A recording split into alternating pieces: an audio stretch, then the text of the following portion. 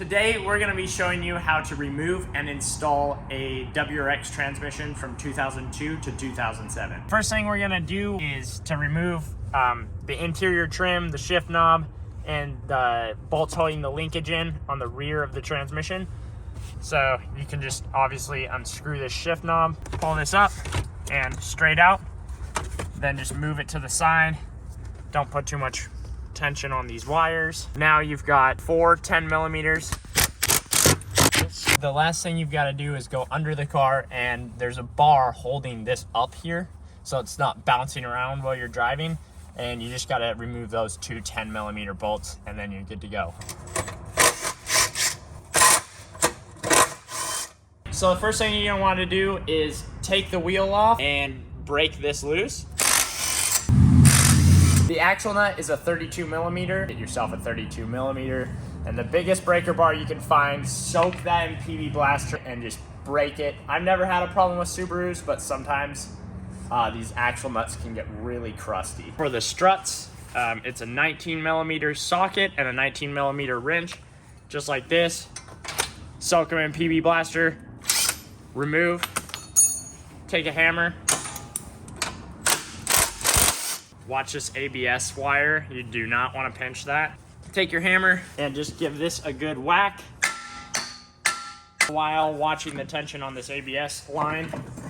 Just wiggle that and it should come out pretty easy. Next, what you've got to do is you've got to hammer out the pin holding the CV axle to the transmission. So we're going to go ahead and do that now. So you're going to go ahead and hammer that pin out. Now, once you get that pin out, you can just pull your CV axle out like that. All right, second CV axle out. Now we're gonna go ahead and remove the slave cylinder. So it's just for this specific gear, it's 2 14 millimeters. Kind of set it out of the way so it's not gonna get pulled when this transmission comes up. I like to just kind of stick it in between the heater hoses, so it's just out of the way when you drop the transmission down. We also removed this, but you definitely want to do that. That's one of the top mounts for the transmission.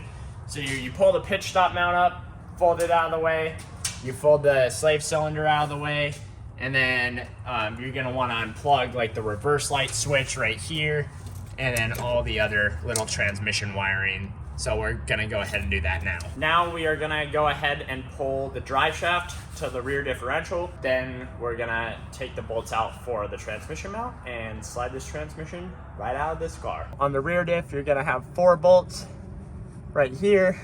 They look like this. So one side is a filed down piece.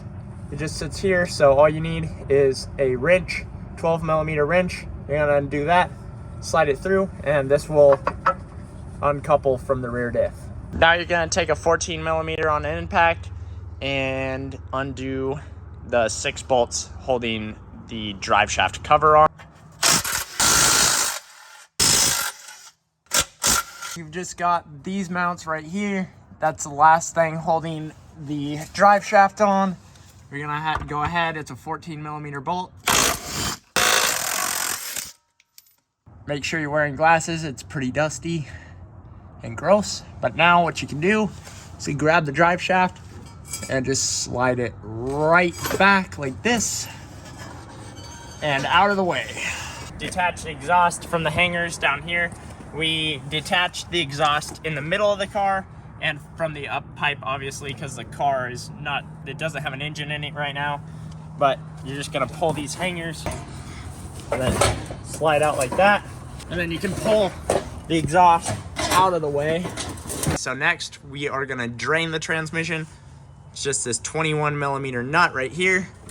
You want your oil pan. This stuff is pretty disgusting.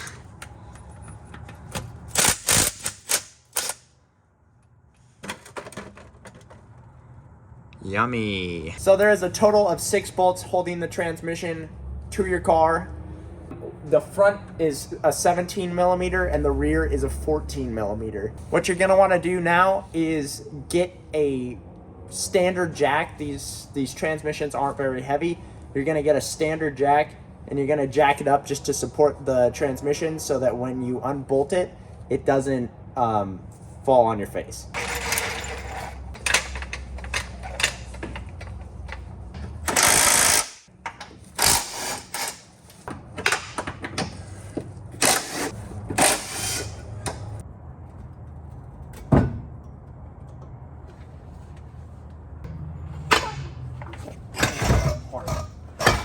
Yeah, that wasn't bad. This is how you put in a 5-speed transmission into a Subaru. You don't need a lift, you don't need anything. This is why I like them. Yes, they break a lot. They're super unreliable and they're called a glass box transmission for a reason, but they're super easy to put in. So all you gotta do, come down here, lift your transmission up onto the cradle, and you're good. And then all you gotta do is go in the back, lift it up, bolt it in, and you're done.